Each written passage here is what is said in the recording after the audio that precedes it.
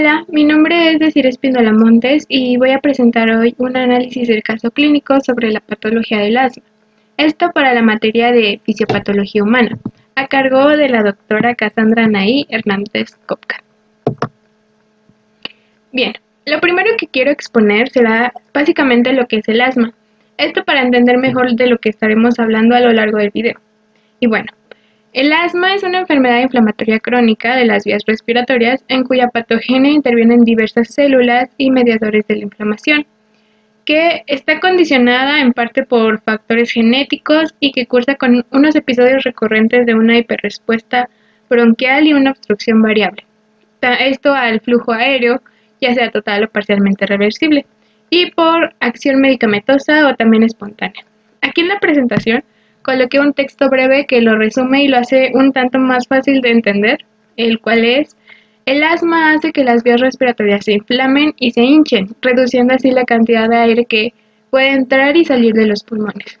Esta patología se divide entre distintos fenotipos, de los cuales se han definido para identificar las características y factores de riesgo que están asociados a los pacientes con sibilancias recurrentes. Epidemiológicamente, según el Tucson Children's Respiratory Study, existirán 4 fenotipos. El primero es los no sibilantes, el segundo es los sibilantes precoces transitorios, que son los que presentan sibilancias antes de los 3 años de vida, dejando de presentar sintomatología en torno a aproximadamente los 6 años. Después son los sibilantes persistentes, que presentan sibilancias antes de los 3 años de edad y persisten hasta los 6 años. Y el cuarto es sibilancias de inicio tardío, que comienzan con sibilancias entre los 3 y 6 años. Bueno, como los fenotipos epidemiológicos están limitados por su carácter retrospectivo, la European Respiratory Society clasifica a los pacientes sintomáticamente en sibilancias episódicas virales, las cuales presentan unas sibilancias habitualmente asociadas a infecciones respiratorias, esto con ausencia de sintomatología entre cada episodio. Y con sibilancias por múltiples estímulos, que es con síntomas tanto en crisis como en intercrisis. Los desencadenantes normalmente incluyen el virus, alérgenos, el ejercicio e incluso algunos irritantes, entre otros. Pero bueno, ahora sigamos con el resumen del caso clínico. Pero antes me gustaría hablarles un poco de mi experiencia buscando este caso clínico. Me resultó un tanto difícil, ya que encontré muchos casos muy interesantes, pero la mayoría de ellos estaban incompletos y también eran demasiado inusuales. Entonces los descartaba para poder realizar este video de una manera más sencilla y más fácil de comprender. Pero bueno, ahora sí vamos. Datos del paciente y bueno, nuestro paciente es un masculino de 17 años de edad con antecedentes de madre y abuela materna con asma. Es originario y residente de la Ciudad de México y es soltero. Cuenta con inmunizaciones completas, tiene un test de COMPE o contacto con pacientes tuberculosos negativo y toxicomanías también negativas. En sus antecedentes, encontramos que en mayo de 2007 laboró como intendente durante 3 semanas, en contacto con polvos y uso de guantes de látex por 7 horas diarias. En este periodo presentó su primera crisis de asma, por lo que abandonó dicho trabajo. Entonces, ahora sí el motivo de consulta. El padecimiento actual lo inició el 6 de mayo de 2007 con odinofagia, sibilancias y disneas. Fue atendido en un servicio de urgencias durante un día y fue egresado con sulfatamol inhalado y prednisona. Sin embargo, persistió con síntomas diariamente en forma muy continua. El paciente presentó una crisis asmática muy grave que ameritó una intubación orotraqueal en el mismo mes. Una vez resuelta esta, persistió con síntomas, por lo que reingresó a urgencias en múltiples ocasiones durante todo este mes. Durante estos internamientos fue tratado con prednisona, blecometasona y también salbutamol. Ahora, estudios y procedimientos realizados. Se le realizaron pruebas cutáneas de alergia que resultaron positivas a pelo de perro, de gato, las plumas, cucarachas, chinches, polvos, semillas, fresas y también chocolates. El paciente fue enviado al Instituto Nacional de Enfermedades Respiratorias y ahí fue atendida en otorrinolaringología, donde no se encontró ninguna patología respiratoria alta. Después fue referido a urgencia por un estridor laríngeo y sospecha de estenosis traclear por antecedentes de la intubación orotraclear. Bajo esta posibilidad diagnóstica, se le fue realizada una broncoscopia presentando, posterior al procedimiento, un broncoespasmo severo, que se complicó con neumotórax espontáneo derecho, ameritando así la colocación de sonda endopleural. Entonces, pasó a la unidad de cuidados intensivos por crisis grave de asma. Requirió ventilación mecánica que fue invasiva durante 3 días.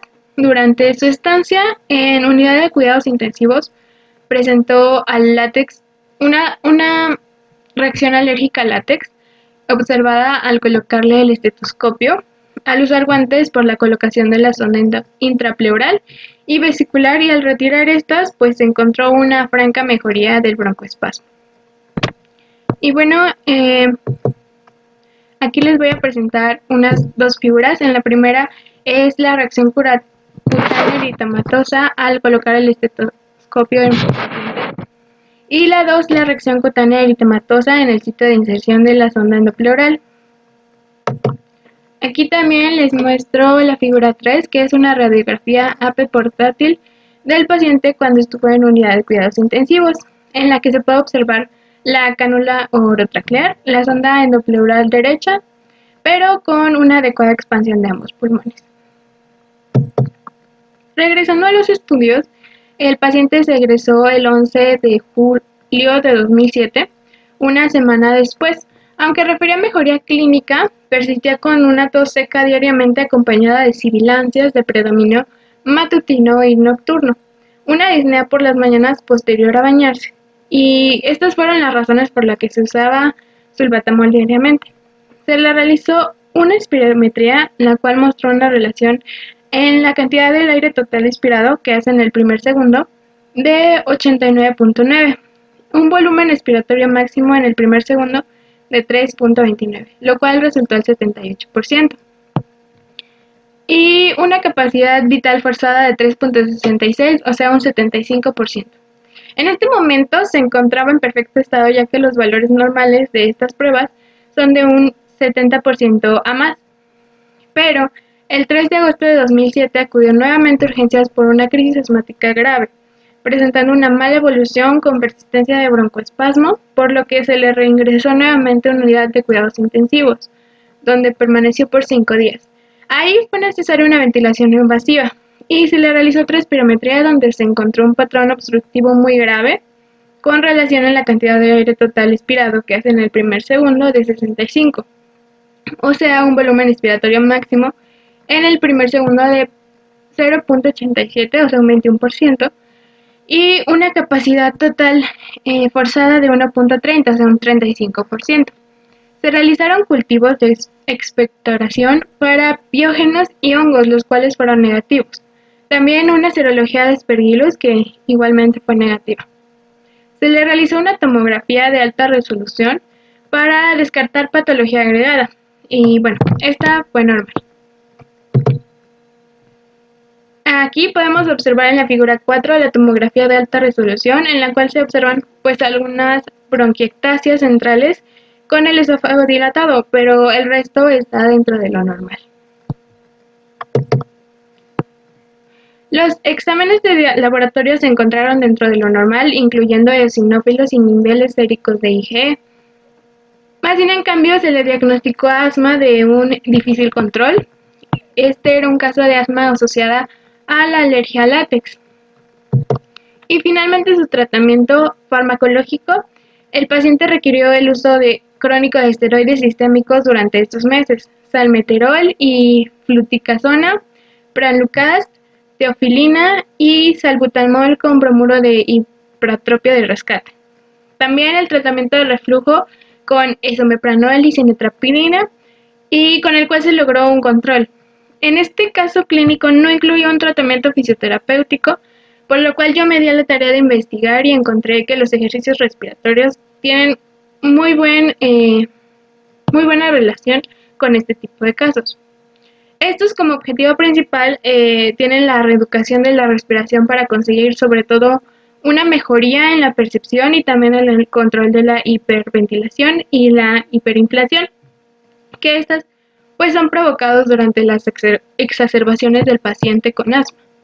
Además de que estas técnicas se pueden reducir la hiperventilación, también el uso de la musculatura accesoria y los bloqueos respiratorios. Estos ejercicios son relativamente fáciles de aprender con la ayuda de un fisioterapeuta respiratorio.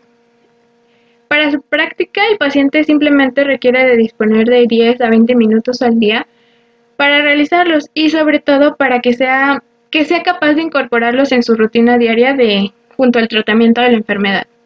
De las diferentes modalidades de técnicas respiratorias, las más implementadas y estudiadas que yo encontré es la técnica buteico, la cual es un método de respiración que disminuye la frecuencia respiratoria, es decir, que reduce la cantidad de respiraciones tomadas cada minuto para hacer más lenta la respiración y así garantizar que la inhalación se produzca únicamente por la nariz.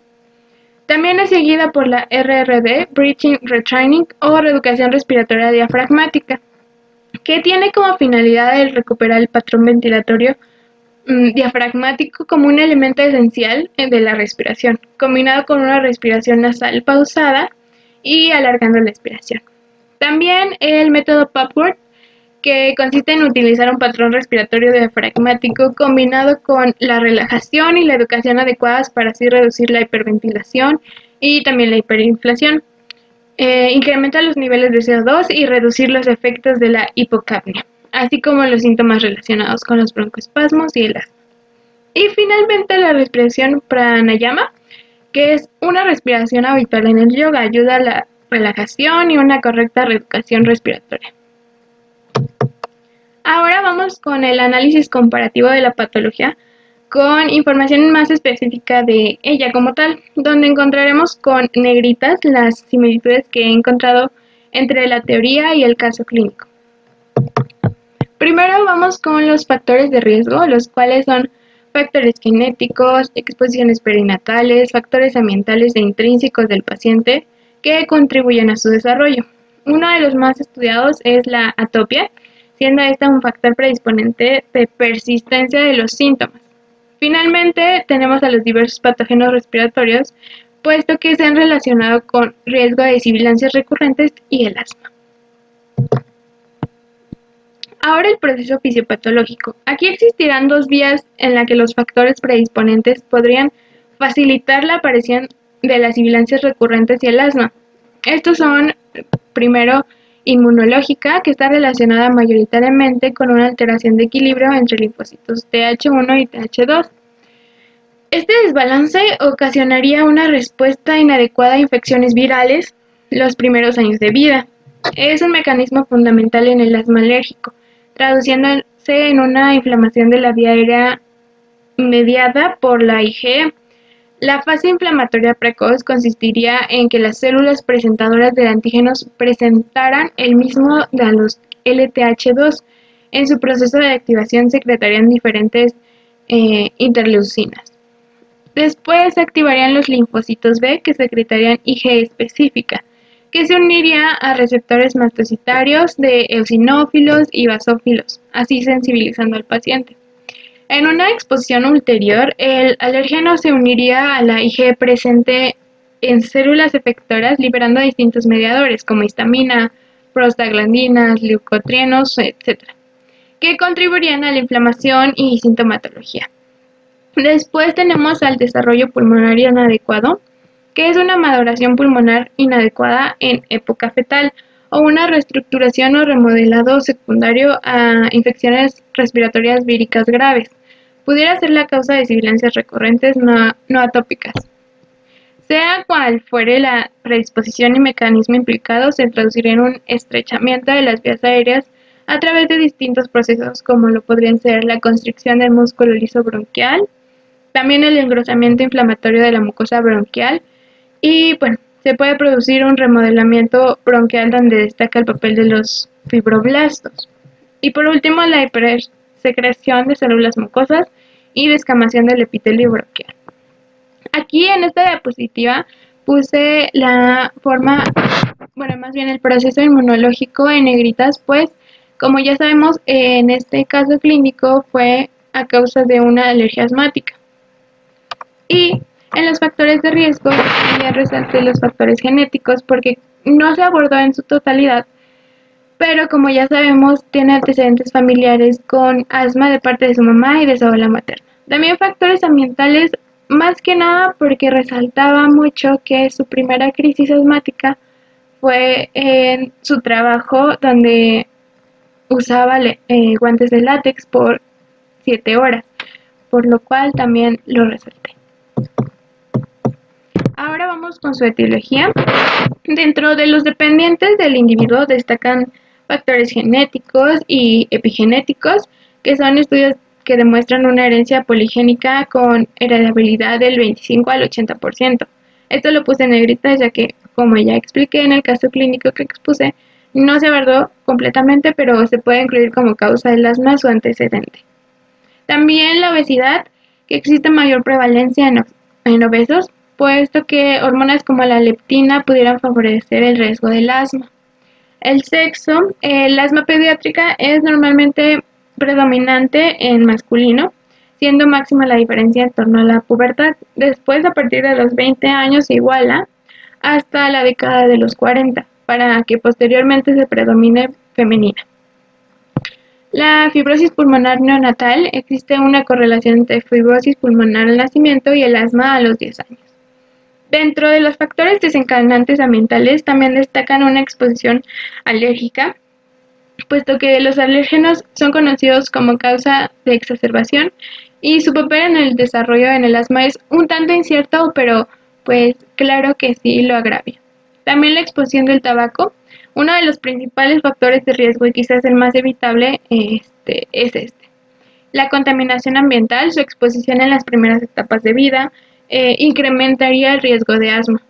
El clima con sus condiciones climáticas puede afectar a niveles de alérgenos.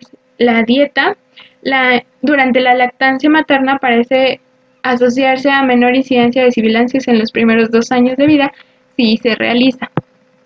La exposición a fármacos de manera muy habitual. Y bueno, para su diagnóstico. El diagnóstico clínico se basa en el reconocimiento de los síntomas propios de la patología, como serían la tos, las sibilancias, disnea o opresión torácica, en ausencia de un diagnóstico alternativo. Pero como la tos aislada no es suficiente para establecer el diagnóstico, en la anamnesis debe indagar sobre antecedentes personales y familiares, prestando especial atención a los neonatales y también de atopia. Es importante valorar el entorno para identificar factores desencadenantes alérgicos y no alérgicos y a la respuesta al tratamiento. También es posible que se someta a estudios de la función pulmonar para así determinar la cantidad de aire que se inhala y exhala. Estas serían algunas de las pruebas, como están en los estudios clínicos. Una espirometría. Esta prueba ofrece estimaciones sobre el estrechamiento de los bronquios al verificar la cantidad de aire que puede exhalar después de una inhalación profunda, así como la rapidez con la que puedes exhalar. El flujo respiratorio máximo es un medidor de flujo expiratorio, un dispositivo simple que mide la fuerza con la que puedes llegar a exhalar. Los valores del flujo expiratorio máximo inferiores a los habituales son un signo muy probable de mal funcionamiento de los pulmones y de que el asma podría estar empeorando. Otras pruebas para diagnosticar el asma son la prueba de provocación de metacolina. Este es un desencadenante del asma muy conocido. Cuando se inhala hace que las vías respiratorias se estrechen ligeramente y bueno, si tienen una reacción a la metacolina es probable que tenga asma. Esta prueba puede utilizarse incluso si la prueba de función pulmonar inicial arrojó unos resultados normales. Las pruebas por imágenes o una radiografía de tórax puede ayudar a identificar cualquier anormalidad estructural o enfermedad como infección que puede causar o agravar los problemas respiratorios. También las pruebas de alergia. Las pruebas pueden realizarse mediante un análisis de piel o de sangre. Te dicen si eres alérgico a las mascotas, al polvo, moho, polen, etc. Si se identifican los desencadenantes de la alergia, el médico también puede llegar a recomendar inyecciones para esto. Y finalmente, bueno, el análisis de provocación para el asma inducida por el frío y los ejercicios. En esta prueba, el médico mide la obstrucción de las vías aéreas y luego la persona debe realizar una actividad física intensa o inhalar aire frío varias veces. Bueno, aquí igual señalé en negro varias cosas. Especialmente en los estudios clínicos se le realizó en el caso clínico una espirometría, también una radiografía de tórax y pruebas de alergia. Estas, pues como ya sabemos, tuvieron un resultado anormal, excepto la radiografía de tórax. También en la parte de exploración física, bueno, fue una exploración física completa, se identificó síntomas propios de la patología, indagaron en la anamnesis sobre antecedentes personales y familiares, valoraron su entorno y pues también comprobaron aspecto general y morfología torácica, también junto con los estudios.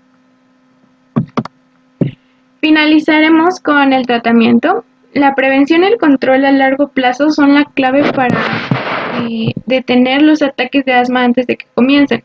El tratamiento médico o farmacológico suele consistir en aprender a reconocer los factores desencadenantes y, bueno, tomar medida para evitarlos y hacer un seguimiento de la respiración para asegurarse de que estos medicamentos mantienen los síntomas bajo control.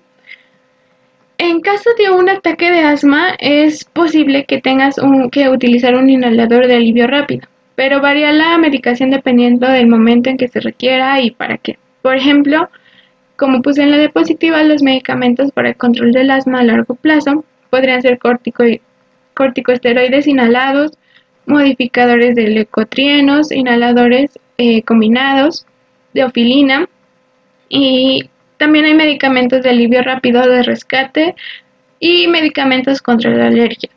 De parte de lo fisioterapéutico, bueno, esto ya había hablado un poco de ello antes, en el caso clínico, y aquí lo señalé en negritas porque, bueno, claro que saqué la información antes, pero también lo incluí en el caso clínico.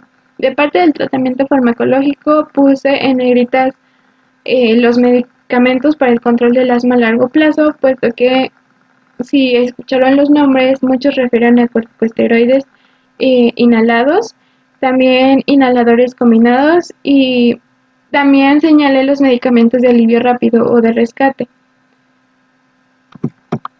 Y bueno, eso fue todo de mi parte. Espero que este caso clínico junto con la información les haya sido de mucha utilidad y podrían relacionarlo un poco más para identificarlo más fácilmente. Gracias.